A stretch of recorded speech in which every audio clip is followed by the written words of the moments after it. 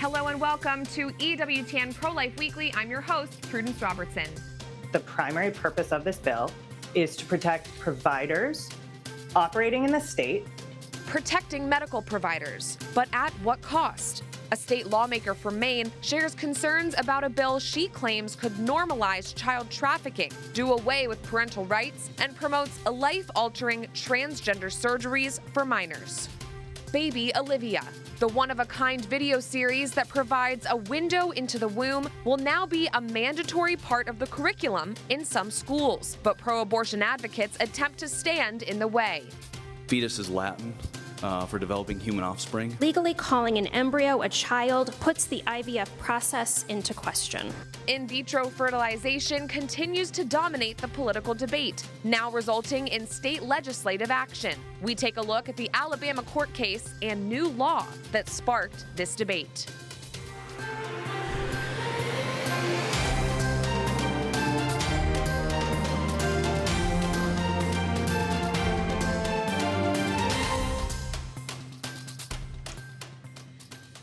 We're following breaking news out of the Diocese of Arlington, where police have found what they believe to be the body of a late-term baby in a pond in Leesburg, Virginia. It's unclear whether the child was born alive or the victim of an abortion. Police are encouraging anyone with information to get in contact with them. Bishop Michael Burbidge issued a statement on the discovery, writing that the diocese is willing to assist with proper burial and committal of the remains. He also urged people to pray for the child and mother and anyone involved in the incident, and encouraged women who find themselves in unexpected or difficult pregnancies to reach out to Project Gabriel at helpforpregnantwomen.org or Catholic Charities at ccda.net. This is protecting clinicians. So we're talking about people who work to serve patients, providing gender-affirming care, providing reproductive care. 227 states there is only a legal right to encourage gender dysphoria and not to question it or slow it down. A public hearing went late into the night last week in the state of Maine. The hearing revolved around Bill LD 227 that supporters say would provide legal protection for those seeking, quote, gender-affirming care as well as abortions. Opponents are warning it puts children in serious danger of human trafficking and kidnapping by allowing transportation of minor children to Maine and tramples on parental rights. The legislation would prohibit enforcement of subpoenas and judgments from other states, which prompted attorneys general from 16 states to co-sign a letter threatening to sue the state of Maine. One state representative in Maine is speaking out in strong opposition to this bill. Katrina Smith joins us now. Representative Smith, welcome, not only as a legislator, but also as a mother. Why are you against this proposed legislation? This proposed legislation is really horrific for parents around the country who are concerned about what someone will have their child do in another state. This bill gives a legal right to children from around the country to come to Maine and have gender services or an abortion, and that means that they have the right. So if that child gets here and you as a parent didn't want them to have any gender services or an abortion, that child has its own legal right because they come to Maine, and you would not be able to stop your child or save your child if someone that isn't someone that loves them, a trafficker or a rapist even, somebody like that brings them here, you would have no rights to try to stop your child or save your child from these procedures. Extremely concerning, and supporters say the bill protects medical providers, but concerns have been raised about human trafficking and parental rights. Can you elaborate on that? Yeah, I mean, sure, it protects medical providers, but what does it protect them from? It protects them from, giving an abortion to a child whose parents might not have approved it. It protects a medical provider from maybe disfiguring or harming somebody who goes through a gender transition and regrets it years later. It protects them, but it's not the right kind of protection. It's not protection because they're doing a legitimate job. It's a protection because they're doing something that somebody is going to be upset about. It's not even about Maine kids. This is about other, children around the country, right, which is proven by the letters that the attorney generals wrote to Maine. They said, don't do this to our kids. We, it's something we don't want. Yeah, thank you for pointing that out. And can you tell me how this legislation came about, Representative Smith? Well, we had a bill just a month ago called LD 1735, which was basically the same thing on a smaller version about gender trafficking and allowing people to come to this state and hiding them once they're here. That bill was killed because of the public outcry from around the country. To be honest with you, the Maine legislators don't care that much about what the Mainers have to say. But if it gets enough attention throughout the country, they start to back off. So that bill was killed and they have brought it back up. I don't know why. We have full-term abortion horrifically here in Maine, and they just can't put the subject down. They have to keep pushing it. They know that providers, something's going to happen with an abortion that a provider does, that they needed further legal protection. And I think that's why they keep pushing this bill and are bringing this bill forward. Wow. And, it seems like Mainers are speaking up about this law. What's the likelihood that this bill is going to become law?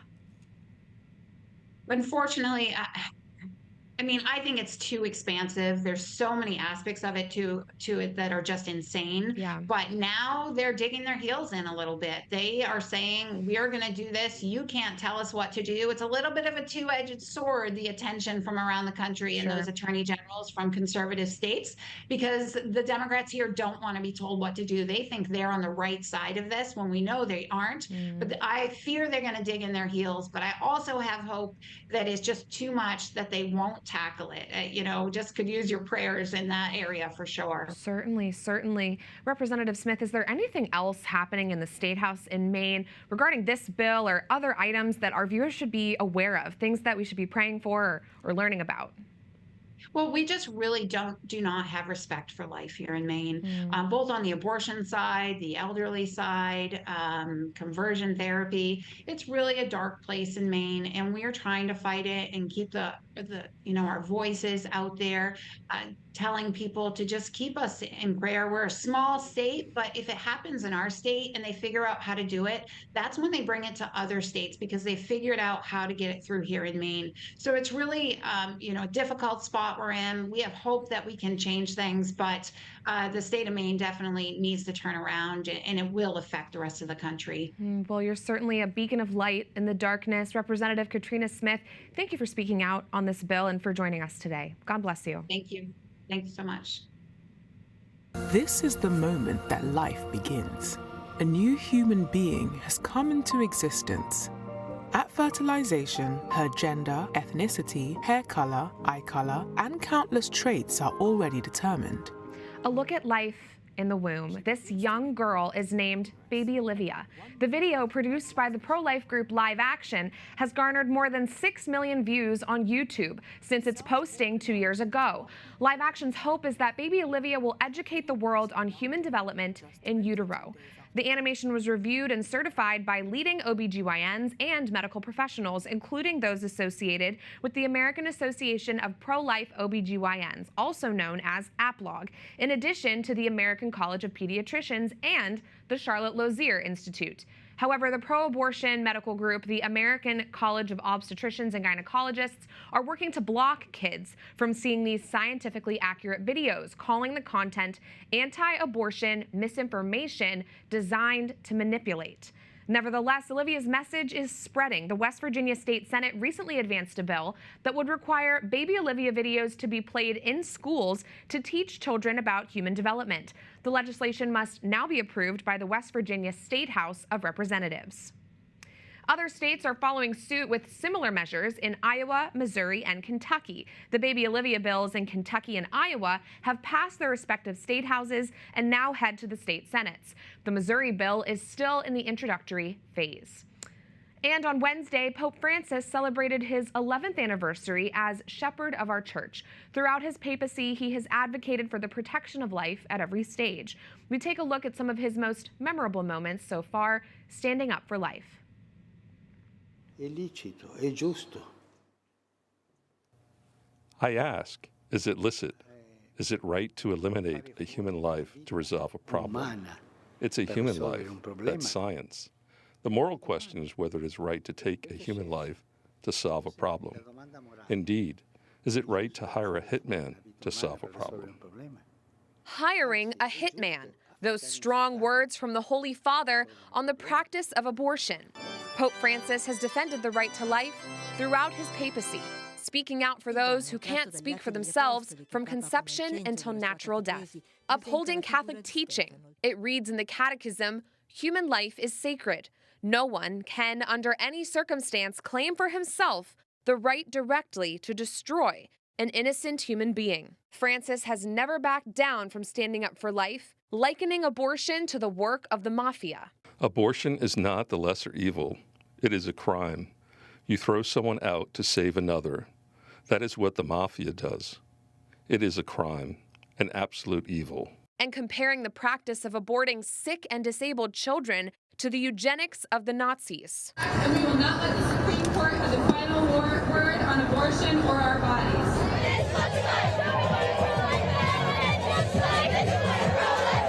The historic overturning of Roe v.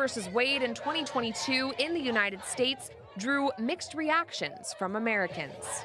The Holy Father shared his joy at the news with a letter to America expressing gratitude toward those who have marched for the past 49 years. Writing, building a just society rests upon the sacred dignity of every person and the welcome given to each one as brother and sister.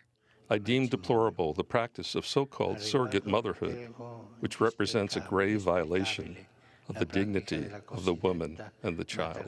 Continuing his advocacy for human life in the womb, in January, Pope Francis called for a worldwide ban on surrogacy, saying the practice exploits the child as an object of trafficking. Consistent with church teaching, he advocates for respect for human life in all moments.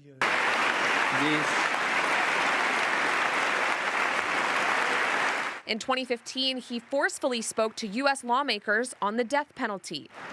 This conviction has led me from the beginning of my ministry to advocate at different levels the global abolition of the death penalty. And in 2018, revised the Catechism's teaching on capital punishment, calling it an attack on the inviolability and dignity of the person, and deeming it inadmissible in all cases. The Holy Father has defended the dignity of human life in all of its stages. And this is a sin against the Creator, against God the Creator, who created things in this way. Condemning the evils of euthanasia and highlighting the paramount importance of charity, compassion, and need for palliative care for the sick, elderly, and dying. Francis himself provides a personal witness to aging with dignity at 87 years old. Yeah, Pope Francis has actually worn his declining health very publicly. He has spoken about the importance of caring for the elderly. He is a demonstration, I think, of persevering, of fortitude as a virtue, but also of showing that there is ongoing value to the elderly, to those who are facing infirmities and health problems, that they still have something really important to contribute. In honor of our seniors, the Holy Father established the World Day for the Elderly and Grandparents in 2021. The Holy Father has also supported adoption, another example of caring for life, saying in an address last summer, quote, "Every child that arrives is God's gift. Every baby, in every case, and in whatever situation, is to be welcomed." We wish the Holy Father a very happy 11th anniversary. Coming up, an update on the I.V.F. debate taking place nationwide as Alabama lawmakers give a legal pass to IVF providers. And on the Emerald Isle, a recent vote to protect the traditional family unit inspires hope. This and more after the break.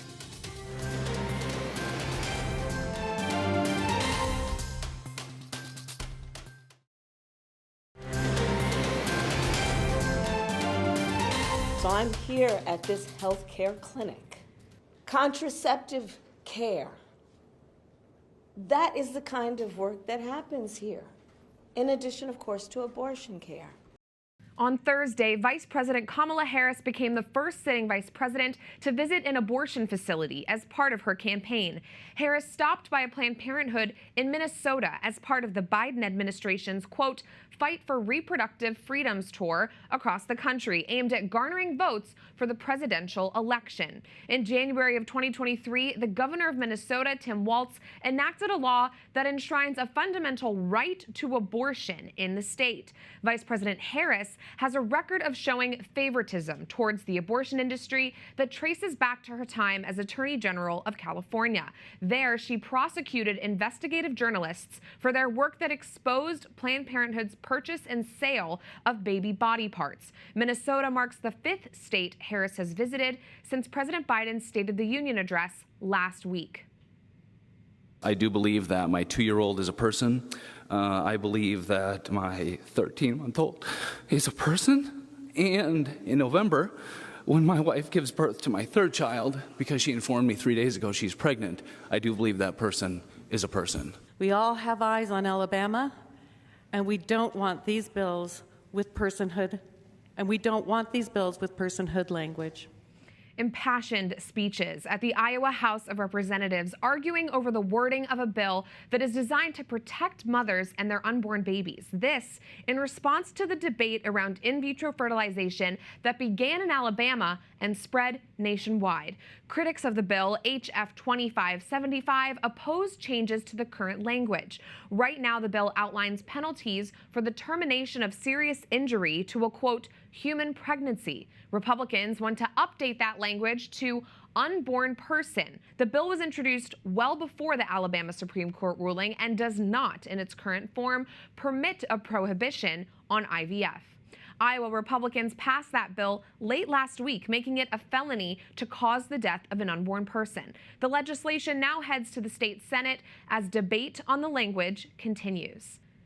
Meantime, the Departments of Defense and Veterans Affairs are expanding in vitro fertilization coverage for service members. Initially, it covered married heterosexual couples using their own sperm and egg. Now, unmarried couples, regardless of their sexual orientation, are covered, as well as single troops using donor eggs or sperm. The reforms were made in the wake of a lawsuit filed in August by Yale Law School and the National Organization for Women's New York chapter. As you can see, the recent Alabama Supreme Court case on in vitro fertilization ignited a firestorm of reactions across the U.S. A new law just signed by Alabama's governor grants legal immunity to IVF providers. But how does this come up against their state's recent Supreme Court ruling? SB 159 has passed. Senate Bill 159, the Senate concurs. A near unanimous vote by the Alabama State Legislature advanced a new law on March 6th, protecting in vitro fertilization providers from criminal prosecution for the, quote, damage or death of an embryo. Alabama Governor Kay Ivey quickly signed the bill into law that evening. In a statement by Ivey, she said, quote, particularly in the heat of a national election, we will hear a lot of political rhetoric around IVF. Let me say clearly, Alabama supports growing families through IVF. She also said she hoped IVF businesses in the state that had stopped their services would immediately resume them. The law comes after the Alabama Supreme Court ruled embryos created by in vitro fertilization are human. The decision sparked national outrage from both sides of the aisle. Hopeful moms are now being denied the chance to start a family through IVF. I believe in the sanctity of every human life, always have. And because of that, I support IVF and its availability. It needs to be readily available. And both presidential frontrunners. I strongly support the availability of IVF for couples who are trying to have a precious little beautiful baby. Guarantee the right to IVF. Guarantee it nationwide. The ruling came in the wake of a lawsuit by 3 couples whose embryonic children were killed in a lab accident where they were being preserved frozen. Justices say their deaths violated the Wrongful Death of a Minor Act. Their decision reads in part, unborn children are children under the act. without exception based on developmental stage, physical location, or any other ancillary characteristics. But the Alabama Supreme Court ruling shows that these children die in huge numbers through the IVF process. And so that's a really great service, I think, to the public. Many argue that couples who struggle with infertility need IVF to fulfill their dreams of starting a family. Still others claim that this Alabama court decision could ban IVF across America. But Dr. Monique Ruberu, a fertility expert and pro-life advocate, says otherwise. There are so many women that I have helped in my office who had issues with their fertility, and when they went through IVF, they were basically labeled as unexplained infertility. And there truly is no such thing as unexplained infertility. That's a complete lie. It just means that people haven't looked hard enough to find the cause. IVF is opposed by the Catholic Church because it separates marriage and the procreative act and destroys the youngest of children in their embryonic form. Carter Sneed, the director of the DeNicola Center for Ethics and Culture at the University of Notre Dame, expands on this. Because IVF conceives children, because it doesn't involve the conjugal union of spouses to create this life, it is an imperfect and incomplete, problematic form of reproduction. So the church says we don't do that. Stephanie Smith, president and CEO of the Alabama Policy Institute, joins us now to further explain what's happening in Alabama. Stephanie, thanks for joining me. Let's clear up the confusion. The Alabama State Supreme Court ruled that embryos are protected by law as children outside the womb. Courts don't pass laws, right? So what does this ruling actually mean? What will come of it? Well, yes, the ruling doesn't make IVF illegal in the state of Alabama, and it also didn't address necessarily the personhood question, but it did declare that the definition of minor children included frozen embryos. And so it came to the rescue of those parents who were part of the IVF process, whose children were unintentionally destroyed, but still destroyed. And unfortunately, the reaction from our legislative body to the judicial decision was not to protect life and was not to protect even the people going through the IVF process. It was to protect the clinics that actually create this procedure within the confines of our state. And so the Senate bill that passed gave blanket immunity criminally and civilly to those clinics and also to those involved with the clinics. Rather than protecting life, they chose to protect the clinics. It's concerning. And lawmakers, as you're alluding to, they really jumped to protect these IVF providers. But does their law actually relate to the specifics of the state Supreme Court's decision? How do those kind of stack up next to one another? Right. I mean, I guess that kind of remains to be seen. I think that the reaction from the legislative body was more a reaction to the crisis that was created by the closure of the clinics. There were 3 clinics that immediately closed to protect themselves and the liability to themselves. The frustration from a policy standpoint was that's actually not what the Supreme Court decision did. That was they did that on their own volition and created their own crisis intentionally.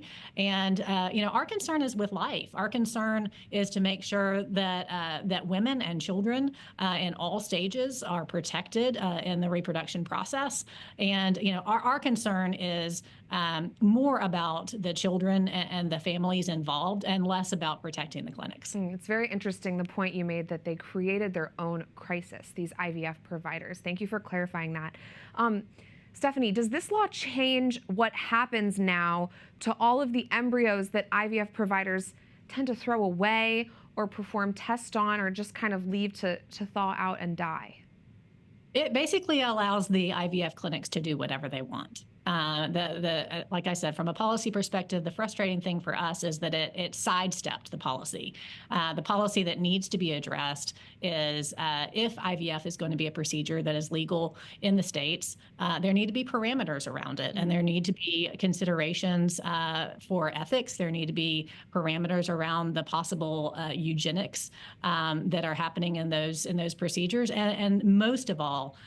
From our perspective, the mothers and the children involved in those processes need to be protected from being part of that process. Sure. And Stephanie, you know probably better than anyone, Alabama is such a strongly pro-life state. So I'm curious, what are you hearing from Alabamians about all of this? Yeah, I think that a lot of Alabamians were kind of fooled by the manufactured crisis. But as one of the strongest pro-life states in the nation, I feel strongly that we will further this process and use this this negative situation as a Romans 8:28 moment, and and create something in the state of Alabama that is a truly pro-life piece of legislation. Sure. Well, Stephanie Smith of the Alabama Policy Institute, thank you for joining us and for your pro-life work in your state. Absolutely. Thank you for having me. To wrap up our program, some good news from Ireland, where voters overwhelmingly expressed opposition to a measure that would have changed the definition of a family. The Constitution's current wording promotes marriage as the means by which to rear children and start a family, giving married couples special recognition. The failed measure would have expanded the Constitution to celebrate child rearing out of wedlock by adding that the foundation of a family can be based not just on marriage, but any, quote, durable relationships. But the vast majority of the Irish people voted to leave the Constitution as is, respecting the dignity of marriage and the traditional family. That does it for this edition of EWTN Pro-Life Weekly. Be sure to follow us on social media, including X, Facebook, and Instagram, and sign up for the Pro-Life Pulse at EWTN.com/pro-life to get news and updates right in your inbox. Before we go, we want to remind you about a massive Catholic event, the National Eucharistic Congress this July. You can get discounted tickets through EWTN. Log on to EWTN.com/Eucharist to sign up.